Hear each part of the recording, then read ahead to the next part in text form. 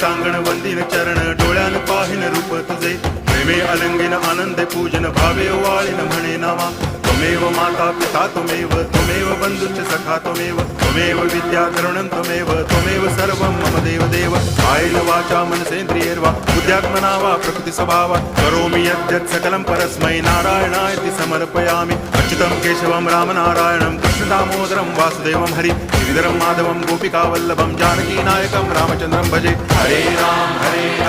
Ram Ram Hare Hare Hare Krishna